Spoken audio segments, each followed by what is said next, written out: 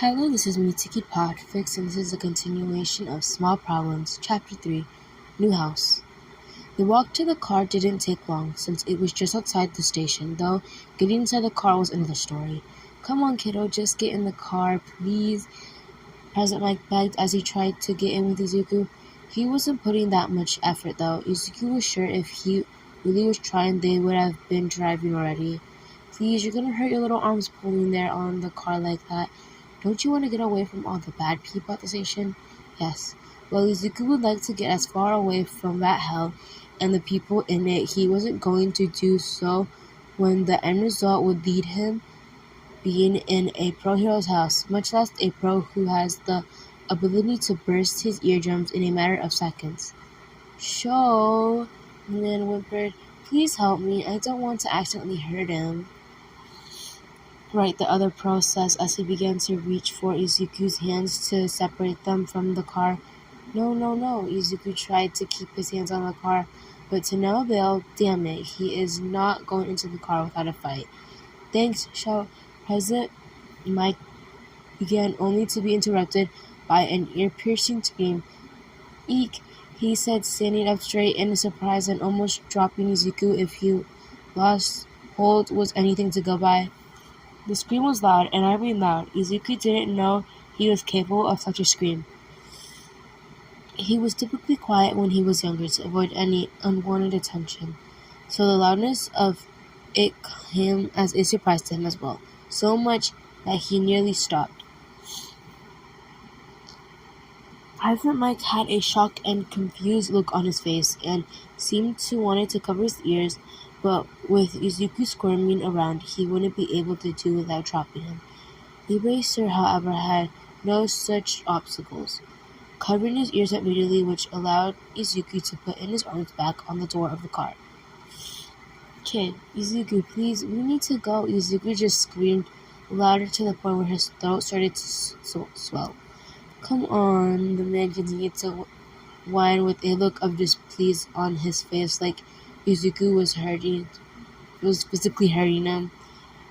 Here, hand the kid to me, Eraser said, almost with a look of displeasure on his face, though he was to less of an extent than President Mike.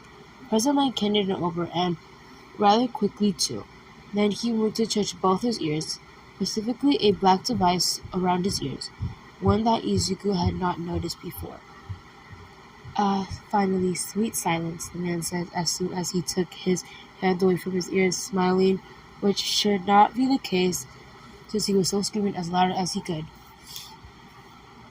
Glad to see you're doing all right, Eraser had said, annoyed, trying to angle Izuku so he would be as far away from his ears, but still comfortable. Oh, President Mike said in surprise, looking back at them, acting as though he has forgotten about their presence. Then he took Izuku out of Eraser's arms, even as he screamed a bit louder than before. But this time, he wasn't reacting to Izuku's scream, even as he screamed right into his ears, like, come on, is he deaf or something? Wait, he is, isn't he? Oh, how could he forget? It's one of the most communicated things that avoid of the most. Izuku stopped screaming. His throat started to hurt anyways, and there was no point if President Mike couldn't hear him.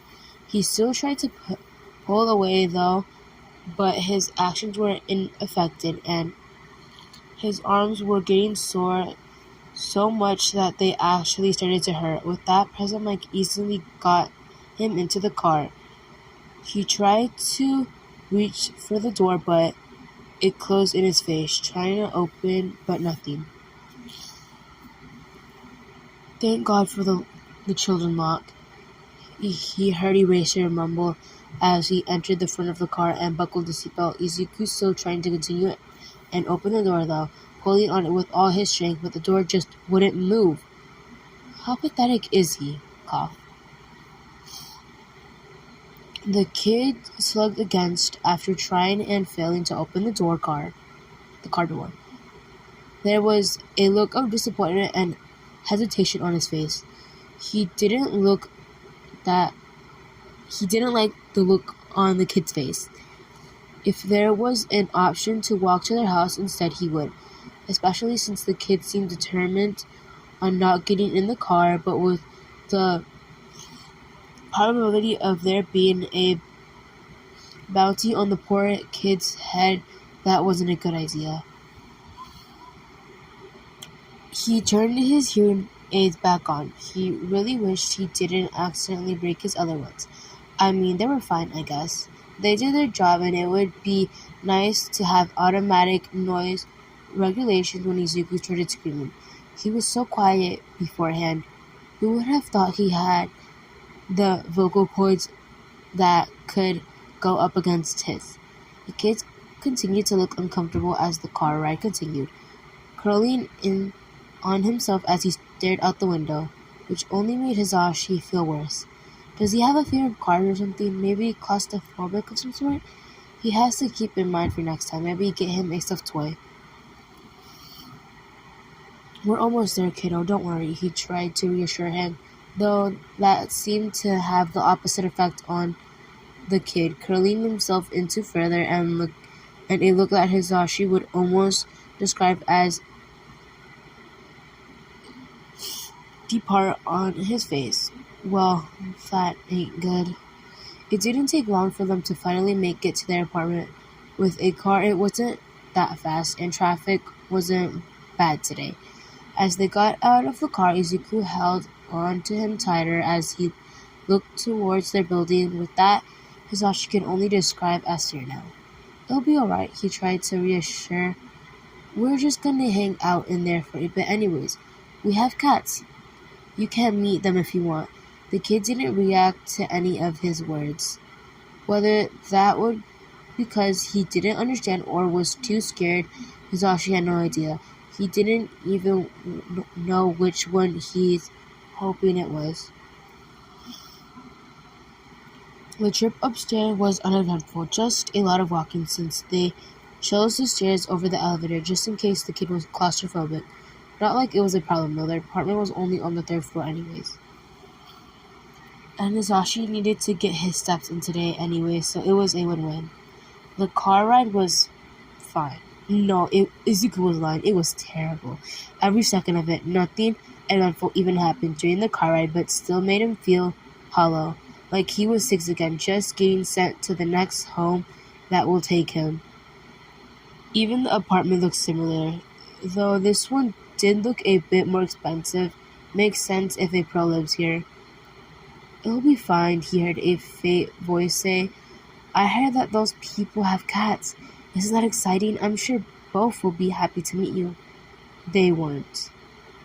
Getting into their apartment was boring, not to mention nerve-wracking. There was cameras everywhere, which seemed really unnecessary.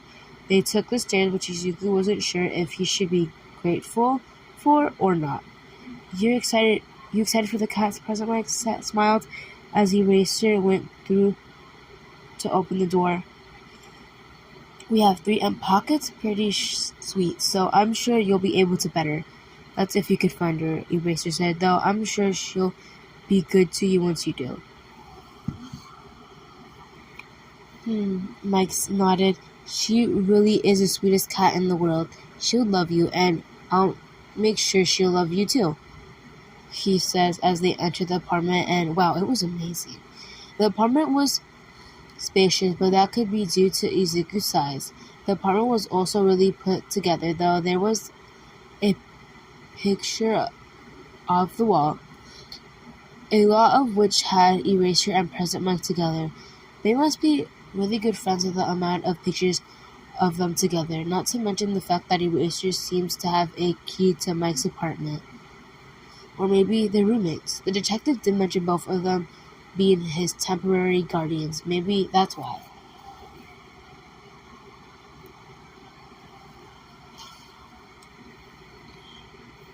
Well, I don't see any of the cats, President Mike says as he took off his shoes at the geika.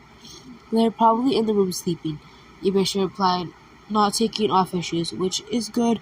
I don't feel like dealing with one of them escaped attempts again. Yep. Well, I got to go now. Nazu isn't too fond of tardiness, Eraser said as he went to kiss President Mike on the cheek. Right, see you later, sweetie, he said with a wave as Eraser exit the house. Wait, what? He really is a sweetheart once you get to know him, Present Mike says as he carried Izuku to their room. The room as in Present Mike and Eraserhead, because they're dating or married. Oh god, how could he didn't know about this? It's his job to know about these types of things for God's sake. Now, what type of clothes would you like? Present Mike asked as Izuku internally panicked when unnoticed. I have all types, he said. Well, maybe not all the types, but we have options, he says as he made a beeline for the closet, opening it with Izuku on his hip. He said out loud. Well, now where is the box? Oh, there it is, he says in delight as he grabbed one of the plastic bins from the corner of the closet, carrying both it and Izuku to the bed. He placed Izuku on the bed. Now, what should he wear today? He asked. Izuku wasn't sure if he was just talking out loud or if he was actually addressing him, but it didn't matter anyways. He wouldn't be talking.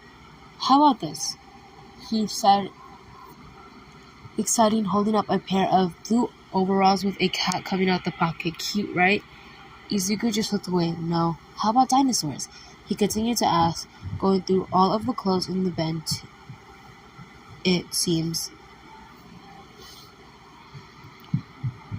Izuku just put his head between his knees, trying to zone out Present Mike out so that he could think of an escape plan. Though his brain wasn't working at the moment. How about this? He heard Present Mike say. Izuku looked up to see what he was referring to. It was a long-sleeved shirt with a cartoon version of Ingenium's helmet on it, right next to a pair of blue pants, also Ingenium brand. They seemed comfy, he continued as he went to try and take Izuku's hoodie off, only for his hand to be smacked away from Izuku. Okay, he said almost as a retreat. Izuku grabbed the clothes but didn't change yet. No need for the glare, I get it, you're a big kid, you can do it yourself. He turned around, almost covering his eyes as a way to guarantee to Izuku that he was giving privacy. Izuku made sure to change quickly. He didn't like it when the air touched his arm. It made his scars feel weird, but he didn't have any scars anymore. When he was finally finished changing, he didn't doubt Present Mike, mostly because he didn't want to interact with him, but also because he chose instead to extend his arms. He really couldn't see them all that well before, but now with the light of the room, they were clear as day, smooth and pale, completely untouchable. They felt foreign to Izuku, like they don't belong to him. You done, kiddo? Present Mike chippered, startling Izuku. I don't hear any more noises coming from you. And with that, he turned around. Don't you look adorable, he said as he picked up Izuku. How do you feel now? With your cute clothes now, Blue, he smiled.